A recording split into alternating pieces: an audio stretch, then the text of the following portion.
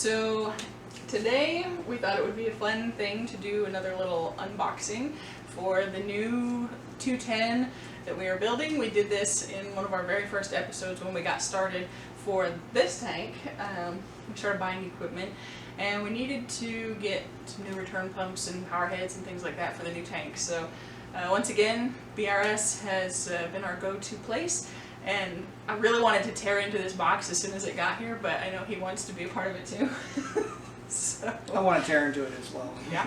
So I had restraint, and now I'm excited. So let's go ahead and see what we've got.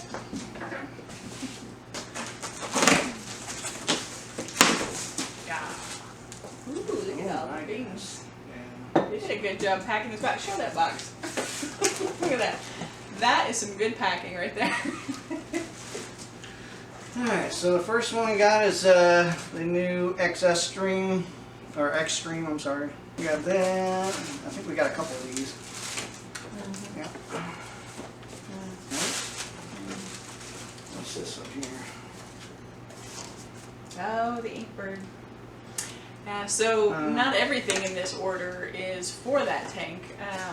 One of these is, so we have the Apex that's running the 90-gallon, but we now have the nano tank that has some corals in it. We have the 55-gallon, which is our quarantine / coral hospital tank.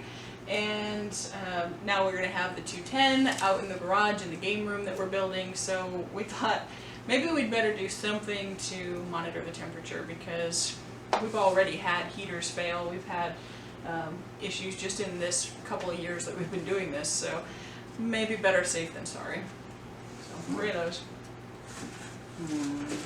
It's 4 tanks now we have. Well, the Gourmet defroster that we dropped and broke, we bought this quite a few years ago, and I think the first week we had it, we dropped it and broke the little plastic thing. Yeah, I know that the magnets, people have talked about how the plastic will just bust on it. It did, almost immediately, but this one we're just going to set it on there and put an auto feeder over top of it and hopefully never have to touch it. Speaking of auto feeder. Hey, there it is. Oh, there it is. There's the Maxspect GYRE. So this is the primary water movement for the tank. And then we'll be supplementing it with a couple of smaller power heads. So there should be a lot of water movement in this tank. We bought one of these at a Reef Expo, and we really liked it because we use it on this 90, but we really enjoyed it. We like the functionality of it. We like how small it is. It doesn't really take up a huge footprint. And it doesn't vibrate all over the place. Like the little feet that it has on it that just slide in there, they're so much better than the suction cups that they used to have on these. The first one that we bought had the suction cups and they came off all the time. But we love this one. It has a really easy little controller for the speed. It's a DC pump, so you can ramp it up or slow it down if you wanted to. Why anybody would do that. But yeah, 2 SYNCRA SDCs. This tank is going to have, we ordered from Custom Aquariums, so we have kind of the shadow, almost invisible overflow. So just the little tiny things at the top of the tank for the water coming out, but within each box we have 2 of them. So in each corner there's going to be a box with 2 overflow pipes that are going to go down to the sump. So both of these will power the water coming back in. So we have one other box to open, and this one has nothing to do with the 210. I swear, as soon as I hit the order button for all of this stuff from BRS, as soon as I turned around, I went to do a water change on the nano tank, and when I tried to turn it back on, the return pump is not working anymore. So now I had to order a new return pump, and the nano tank has been, just moving power heads and moving the surface for about 3 days. Yeah, unfortunately, I know it sounds terrible that we don't really take care of the nano tank as much as we should, but we learned in just cleaning the sock that we had drastically affected the tank. Yeah, like that tank, I swear, it does better than any of the rest of them. It's got LPS in it, it's got hammer corals, there's a mausolea, there's some, I think monopora, but I'm not sure exactly what it is, the little green cup one. Mm-hmm. But those seem to do just fine in that tank, and all I do are occasional water changes. Not even regular water changes, just occasional water changes. And the heaters, everything stays exactly the same. The salinity stays the same. I'm just always topping that off. I don't even test the parameters in that tank. And someday it's going to come back to bite me. But it's so small, and the water changes seem to keep it in check when it starts to look a little rough. So that tank gets the least amount of attention, and it actually does better than any of the rest. And you know what the second best tank is? Oh yeah, the 55. The 55 that we also do almost nothing with. Maybe it said that we maybe are messing around with things that we shouldn't be messing around with. We did learn that keeping things squeaky clean doesn't necessarily mean healthy fish and healthy corals, for that matter, which just seems kind of seems counterintuitive. Yeah. Yeah. I mean, but there's no skimmers running in either of those two tanks. There's only power heads in the 55 and a heater, and the return pump in the heater, and one power head in the nano tank. Mm-hmm. Part of learning this hobby is also learning that anything that you buy is going to break. You want to have a good quality stuff, and you buy it thinking that, well, I'll have that for a while and it won't break. Wrong. And then you buy something for $20 and it seems to continue to work for some weird reason. Nothing can be relied on to work forever, and some of it can't be relied on to work for a week. So yeah, I'm so much more paranoid now about things breaking. Yeah. So we designed for ourselves fail-safes for fail-safes. Sometimes even further past that. That seems a little excessive, but as you can see with the stuff that we bought, we didn't buy one type of something. We bought many different versions of the types of things that we're buying. Even these, right? Yeah. So like these are a fail-safe for the Maxspect GYRE.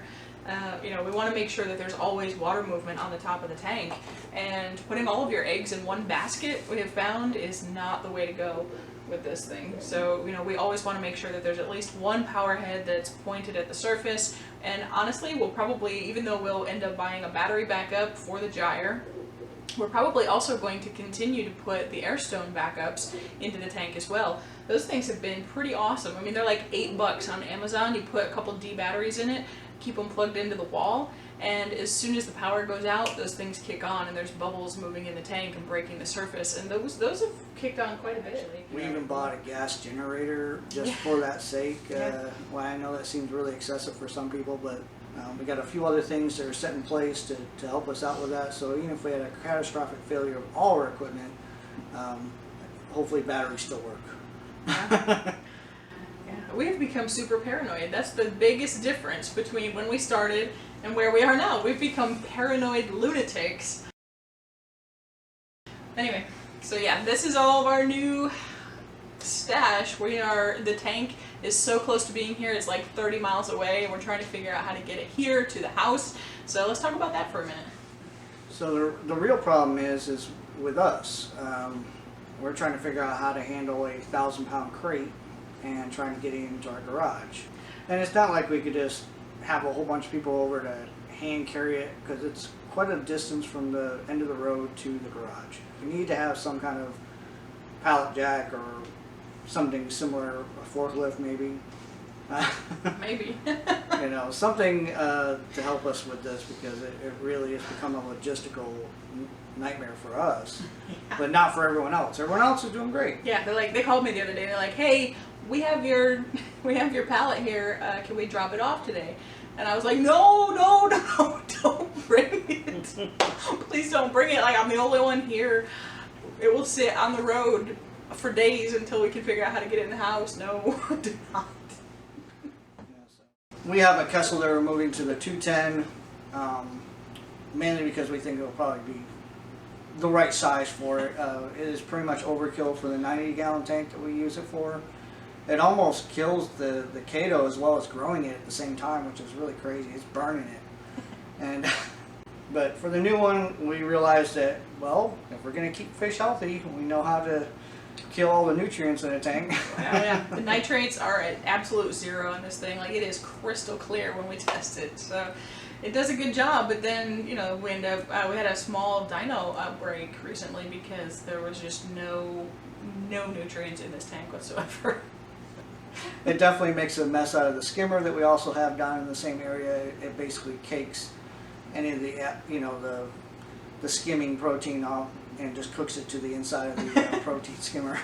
Yeah, it grows some serious algae because there's not a lot of room under these stands, and so we have some plans in place in the new one. So we're going to take a piece of acrylic and we're going to paint it black so that nothing can get through there. And hopefully the skimmer and the refugium will not be impacted equally by this light, because like it's just full on intensity from the minute it clicks on, and it's a great light, and we're not downing it by no means. It just is.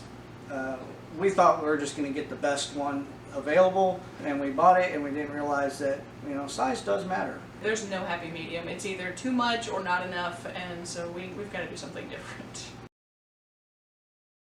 Let's talk about sumps for a minute. Yeah, we've tried to think of all the things that really annoyed us about this particular sump that came with the Red Sea. One of its size. So with this 210, we decided that we weren't going to have any of that issue. We were going to have as much real estate as we needed for all the equipment that we wanted to put in it, and just have total freedom to make it any way we wanted.